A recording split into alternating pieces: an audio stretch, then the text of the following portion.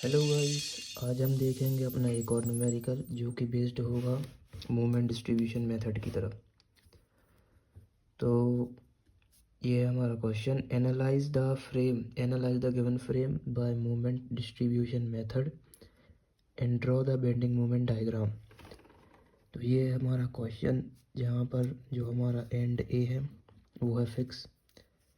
ये joint B जिस पर एक्ट कर रहा है एक 20 किलो न्यूटन का एक नोडल फोर्स, और ये जॉइंट सी, ये जॉइंट डी। हमारे दोनों जो सपोर्ट है, हमारे दोनों सपोर्ट ए एंड डी दोनों ही फिक्स हैं। और ए बी पर एक्ट कर रहा है UDL 20 kilo newton by metre, और बी सी पर एक पॉइंट लोड, और सी डी पर कोई लोडिंग नहीं है। चलिए शुरू करते हैं इस क्वेश्चन को।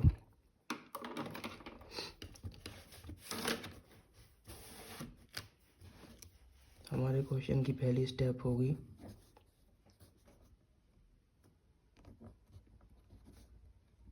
फिक्स एंड मूवमेंट फाइंड करना।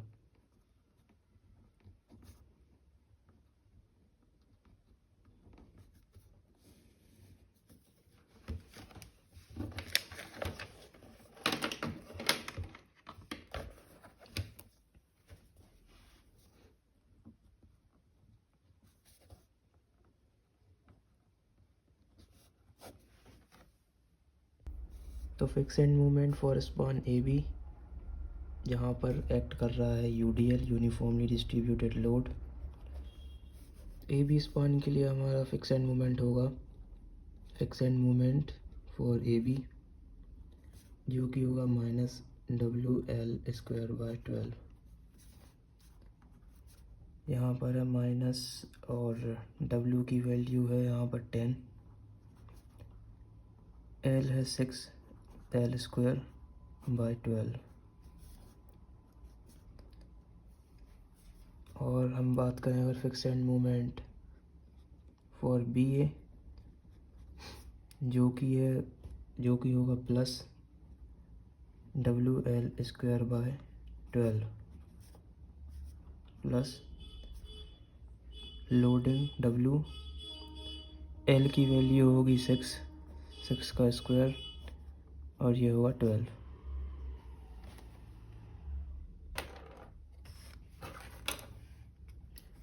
तो यहाँ पर fix end movement for A B -10 × 6 × 6 / 12।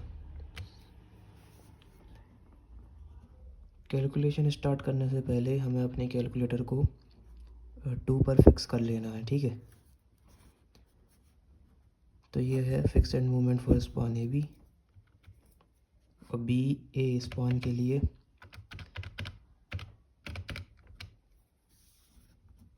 +30। Calculator fix करने के लिए मोड मोड मोड, ये फिक्स 1 2 पर हमें फिक्स कर लेना है, ठीक है। अब हम निकालते हैं fix end movement for span B C, जहाँ पर एक्ट कर रहा है पॉइंट लोड, ठीक है।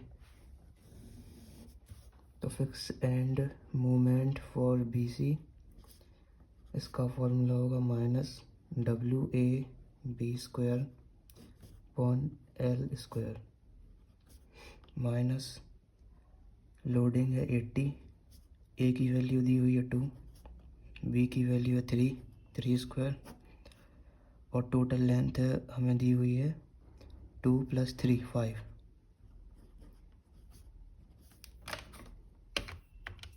-80 × 2 × 3 × 3 डिवाइड बाय 25 60।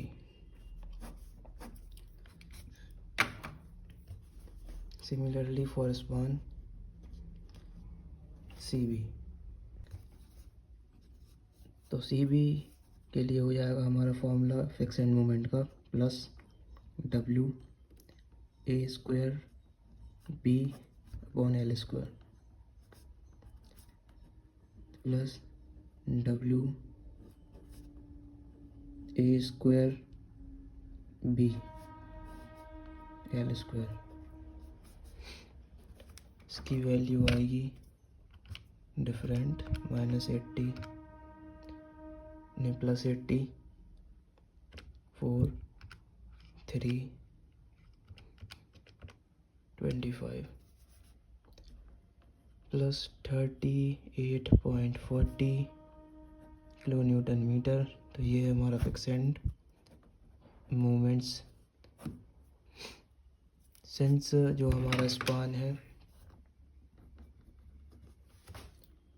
हमारे गिवन क्वेश्चन में स्पान CD पर कोई भी लोडिंग नहीं है, इसलिए इसका फिक्सेंट मोमेंट होगा फॉर CD 0, फॉर DC भी 0।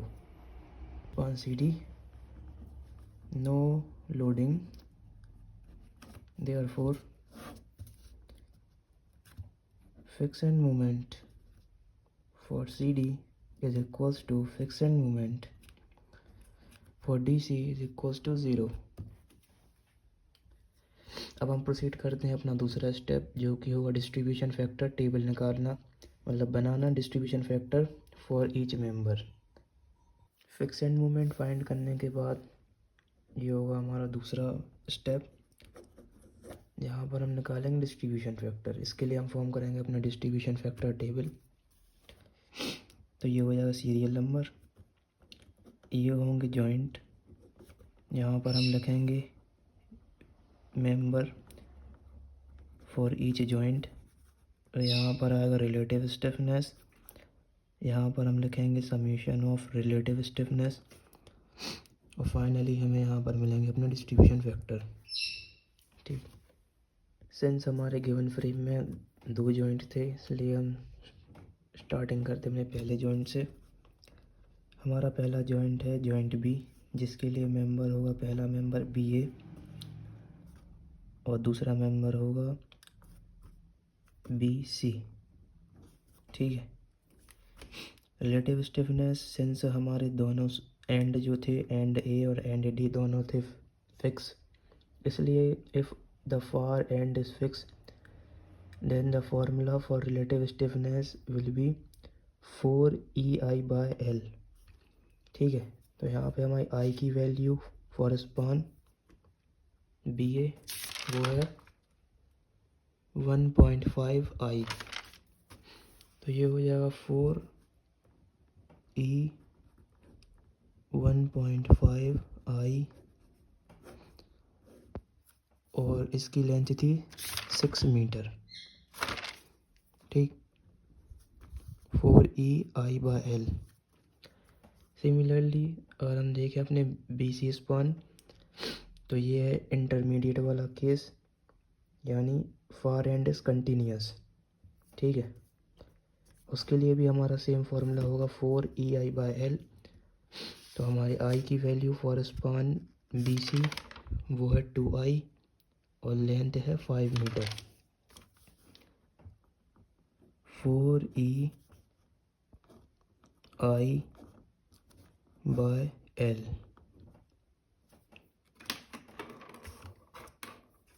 अब हम करना होगा इन दोनों का सम।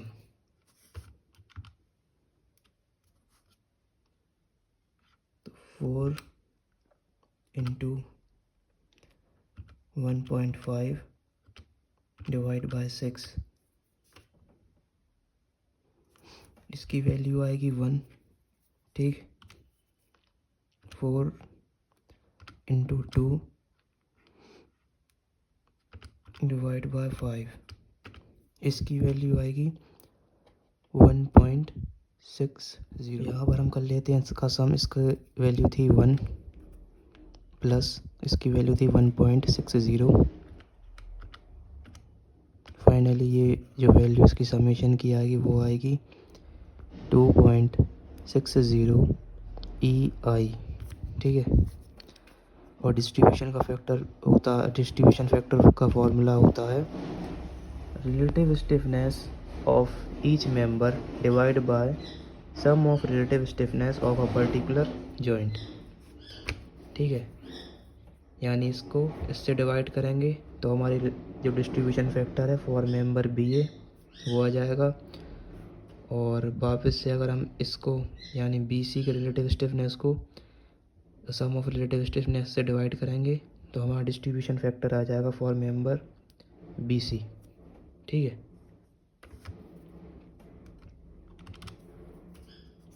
इसकी वैल्यू थी 1 divide by 2.60,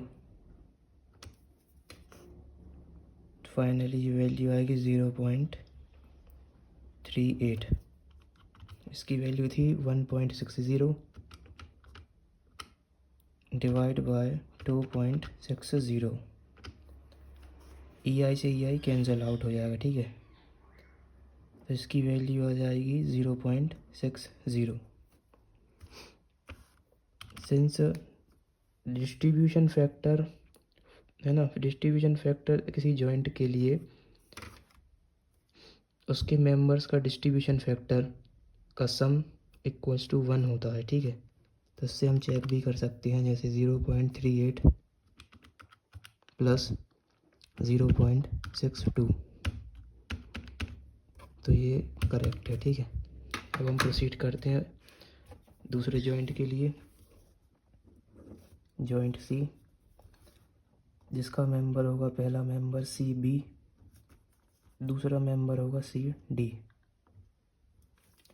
C B again far end is continuous 4EI/L। तो सी बी स्पान पर आई की वैल्यू थी 2I, 4E/2I और लेंथ थी 5। ठीक है, और सी डी के लिए अगर हम बात करें तो यहाँ पर फार एंड है हमारा फिक्स, तो ये हो जाएगा 4EI/L। 4EI और आई की वैल्यू है यहाँ पर आई और एल की वैल्यू है 3, तो ये हो जाएगा हमारा 4EI/L। ठीक है, इन दोनों का करेंगे हम सम, तो 4 × 2 8, 5, 4 × 1 1, तो इनको करेंगे हम डिवाइड, नहीं प्लस, क्योंकि हम निकाल रहे हैं समेशन ऑफ रिलेटिव स्टिफनेस। ठीक है, प्लस 4/3, ये पॉइंट में 2.93 EI। अब हम निकाल लेते हैं डिस्ट्रीब्यूशन फैक्टर, 8/5 डिवाइड बाय 2.93।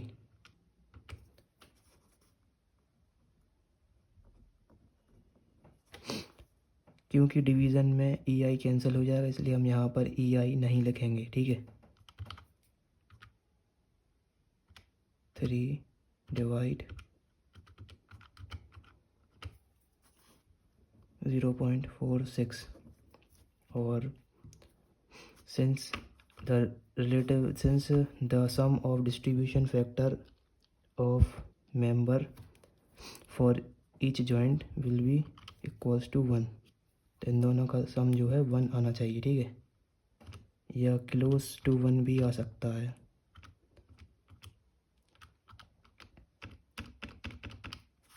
तो लगभग 0.01 का ही अंतर है, तो उसे हम 1 ही कंसीडर करेंगे। तो ये होता है एक स्टेप चेक करने के लिए।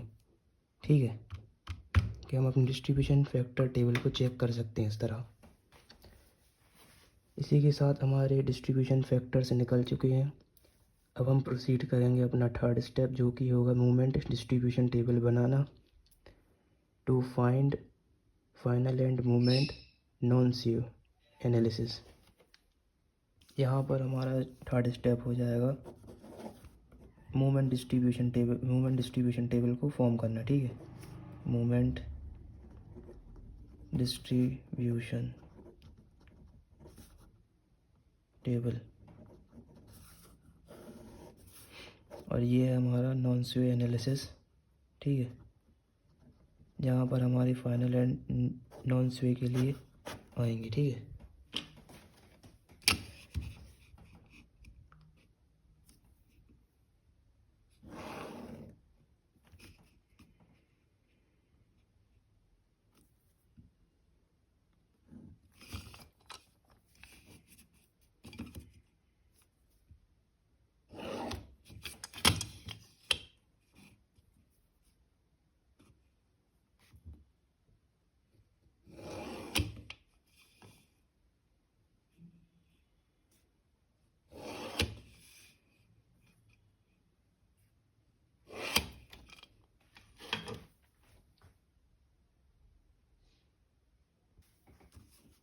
तो ये होगा हमारा एंड ए जो कि एफ एक्स, ये जॉइंट बी, ये जॉइंट सी, ये एंड डी जो कि अगेन एफ एक्स। ठीक है, यहाँ पर हम लिखेंगे डिस्ट्रीब्यूशन फैक्टर्स।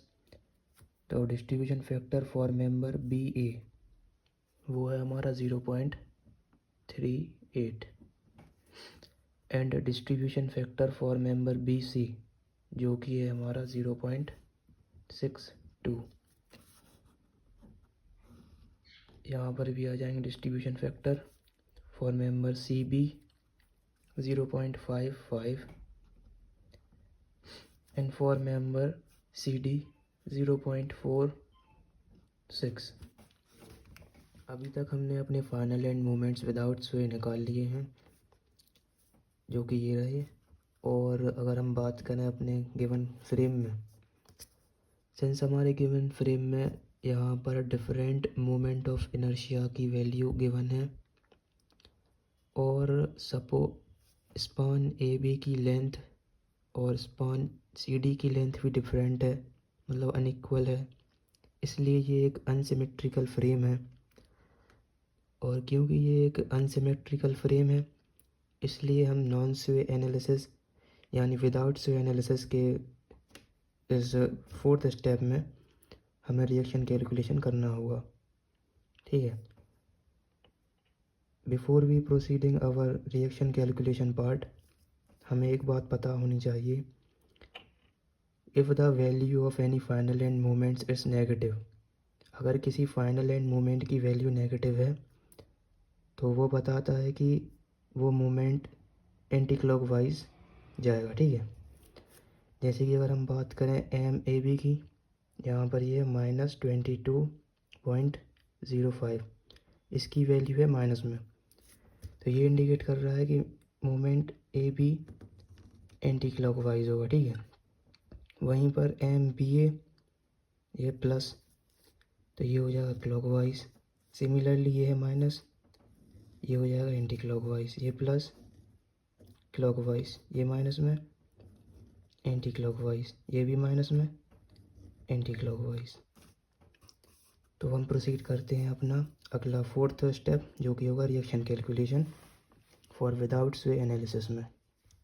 रिएक्शन कैलकुलेशन में सबसे पहले हम कंसीडर करेंगे अपना स्पान ए बी।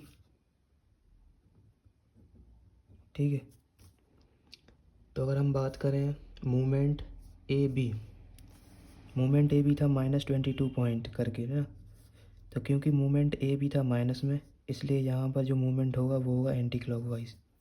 वहीं पर अगर हम बात करें मूवमेंट बी ए, तो मूवमेंट बी ए की वैल्यू है प्लस जो कि होगा क्लॉकवाइज।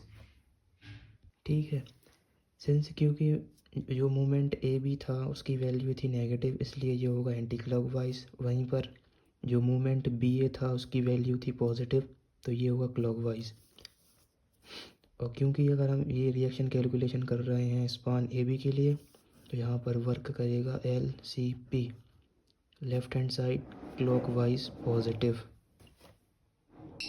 और यहाँ पर हम कंसीडर करेंगे अपनी एच डायरेक्शन, जैसे हम किसी भी तरफ कंसीडर कर सकते हैं, मतलब अगर हम चाहें तो टूवर्ड्स लेफ़्ट भी कंसीडर कर सकते हैं और टूवर्ड्स राइट भी कंसीडर कर सकते हैं। तो यहाँ पर हम कर लेते हैं टूवर्ड राइट अपनी एच डायरेक्शन को अज्यूम।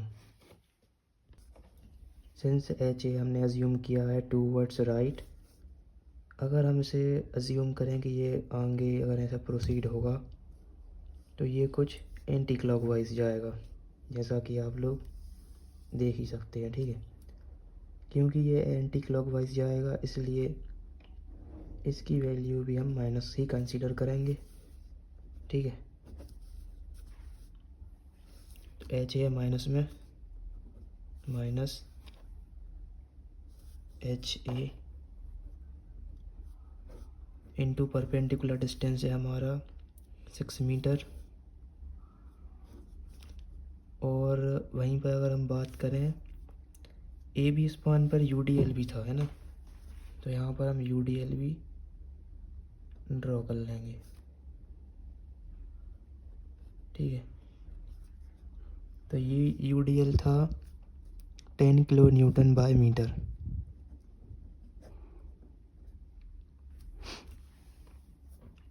अगर हम यूडीएल की डायरेक्शन देखें तो वो भी है टूवर्ड्स राइट, ठीक है, जैसा हमारा एच ए था टूवर्ड्स राइट, तो यूडीएल की डायरेक्शन भी लगभग एंटी क्लॉकवाइज ही होगी। तो हम यहाँ पर लिखेंगे -10 इंटू 6, 10 इंटू 6 ये तो हो गई यूडीएल की वैल्यू, ठीक है। और सिंस यूडीएल एक्ट करता है आधी हाइट पर, तो यहाँ पर जो फुल लेंथ है वो है 6 और ये एक्ट करेगा 6/2 पर, ठीक है। ये है यूडीएल की वैल्यू और यूडीएल एक्ट करता है हाफ यानी लेंथ की हाफ पर, तो ये हो गया हमारा परपेंडिकुलर डिस्टेंस, ठीक है, जिससे हम इंटू करेंगे। और अगर हम देखें अपनी मूवमेंट एम ए बी को, तो वो भी था एंटी क्लॉकवाइज, तो उसको भी हम लिखेंगे माइनस में, क्योंकि यहाँ पर क्लॉकवाइज होगा बस पॉजिटिव, और क्योंकि क्लॉकवाइज है पॉजिटिव इसलिए एंटी क्लॉकवाइज नेगेटिव।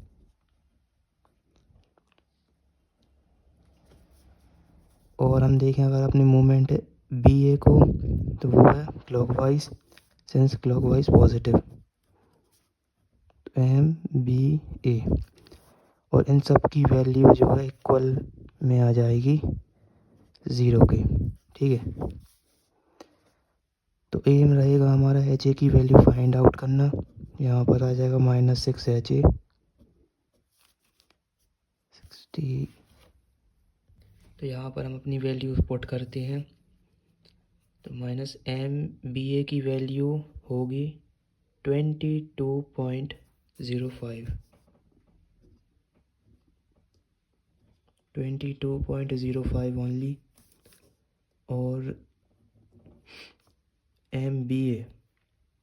MBA की वैल्यू होगी 45.86, 45.86 इक्वल्स टू 0।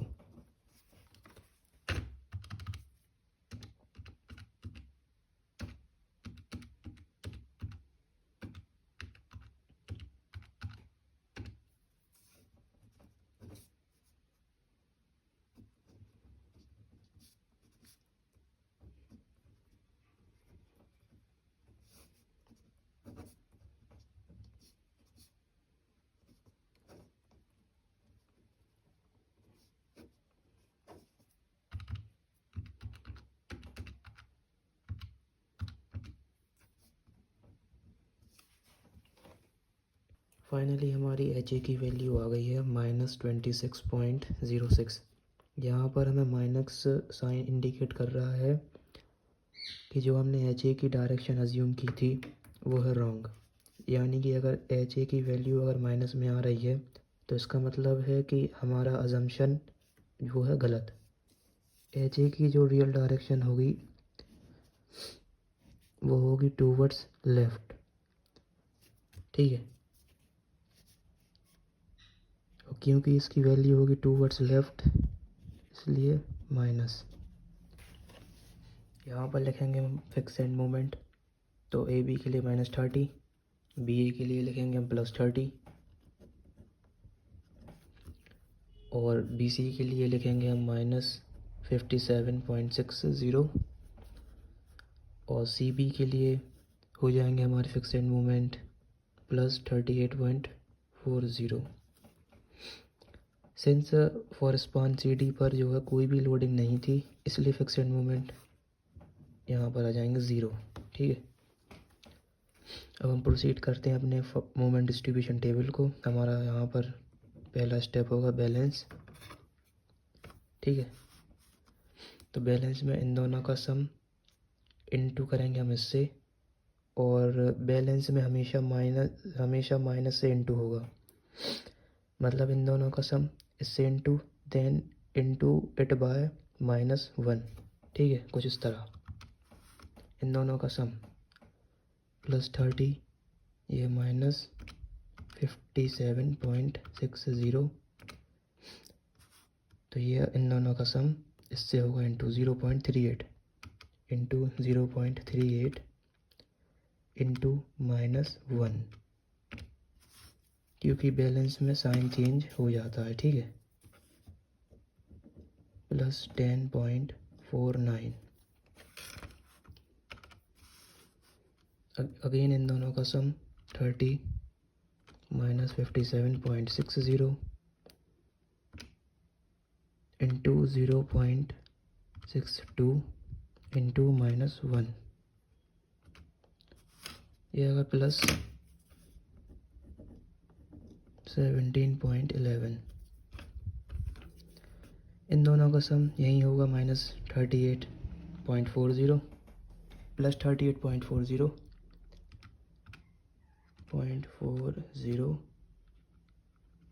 इंटू करेंगे हम इससे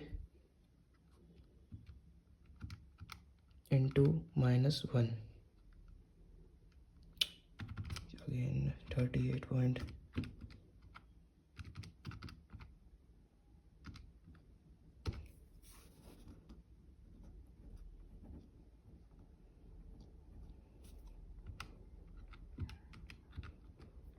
अब हम इंटू करेंगे 0.46 इंटू -1, ठीक है। तो आपको याद रखना है कि बैलेंस में बस साइन चेंज हो जाता है, ठीक है। मतलब -1 से इंटू करेंगे। हमारा अगला स्टेप होगा कैरी ओवर हाफ। तो कैरी ओवर हाफ में इसका हाफ जाएगा यहाँ, इसका हाफ जाएगा यहाँ, इसका हाफ जाएगा यहाँ, इसका हाफ यहाँ। कैरी ओवर हाफ में जो है माइनस चेंज, मतलब साइन चेंज नहीं होगा, मतलब -1 से इंटू नहीं करेंगे, ठीक है।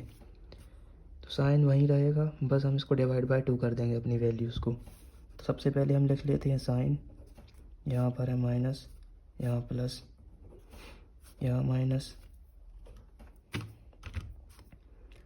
10.49 डिवाइड बाय 2, 5.25।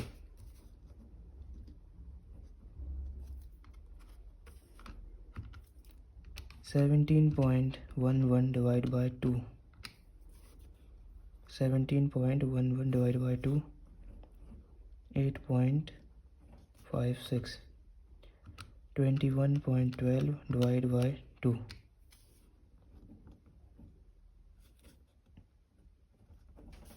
इसका भी हाफ 17.66।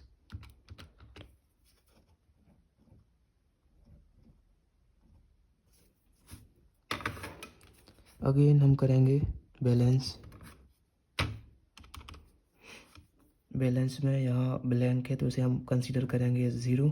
तो इन दोनों का सम आएगा यहीं 0 -10.56 इंटू 0.38। बैलेंस में हम करेंगे अगेन इंटू इट बाय -1। तो हमारी वैल्यू आएगी बैलेंस में 4.01। Again -10.56 into 0.62 into -1, 6.55। Again in दोनों का सम यहाँ पर यही होगा 8.56 इंटू 0.55 इंटू -1, -4.71, ठीक। 8.56 इंटू 0.46 इंटू -1, -3.94। अगेन हम करेंगे कैरी ओवर हाफ।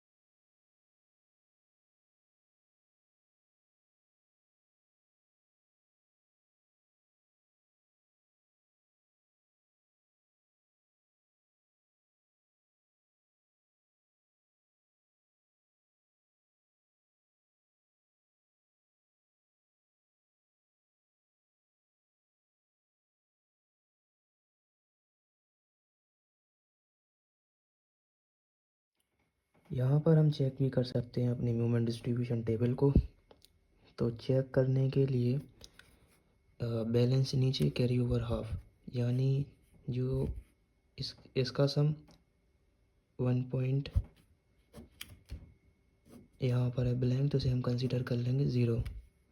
मतलब इन चारों वैल्यू का सम 0 आना चाहिए ना। अगर 0 आ रहा है तो हम कह सकते हैं कि हम सही जा रहे हैं, ठीक है। और अगर 0 नहीं है तो मतलब कहीं ना कहीं मिस्टेक हुई है बैलेंस यहाँ पर डिस्ट्रीब्यूशन टेबल में। तो यहाँ पर हम देखते हैं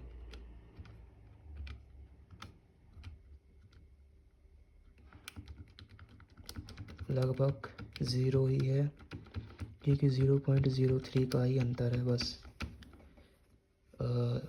दूसरी तरफ भी हम चेक कर सकते हैं।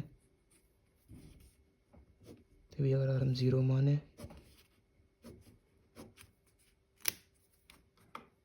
तो इन चारों वैल्यू का सम या तो 0 या क्लोज टू 0।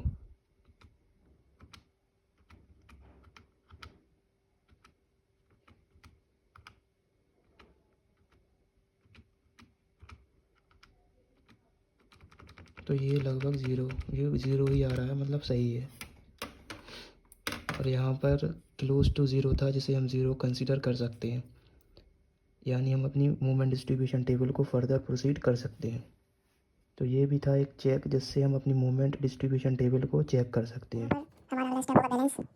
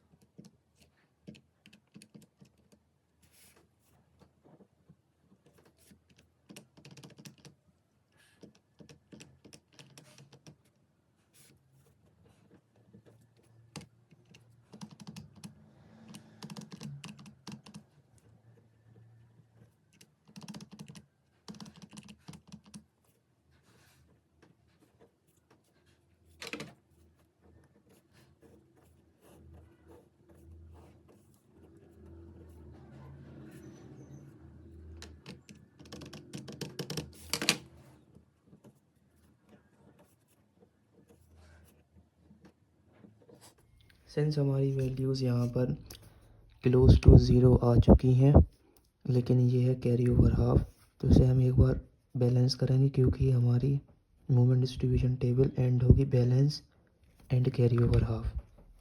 तो इसे हम एक बार और बैलेंस करेंगे, ठीक है।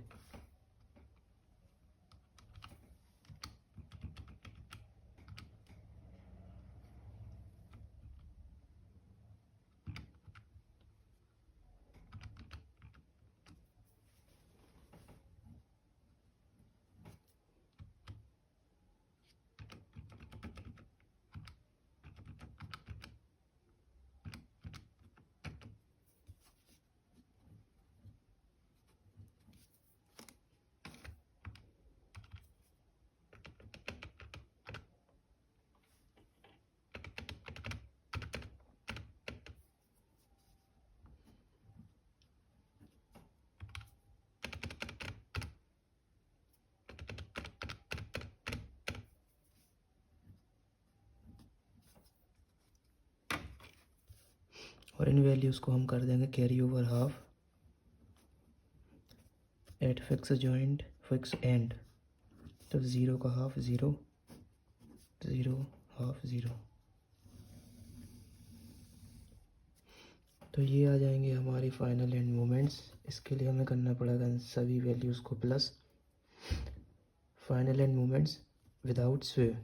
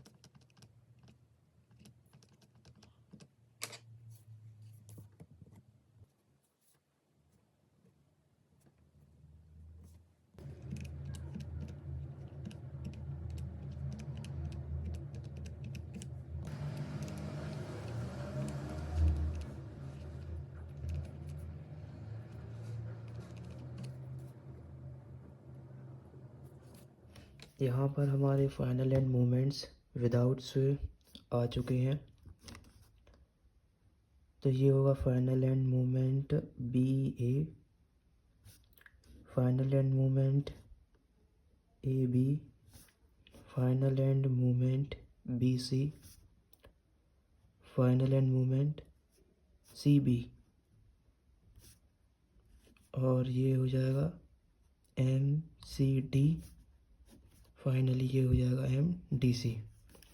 तो ये हमारे विदाउट स्वे फाइनल एंड मोमेंट्स। इसी के साथ हमारा थर्ड स्टेप होता है कंप्लीट। अब हम प्रोसीड करेंगे अपना फोर्थ स्टेप, जहाँ पर हम करेंगे रिएक्शन कैलकुलेशन।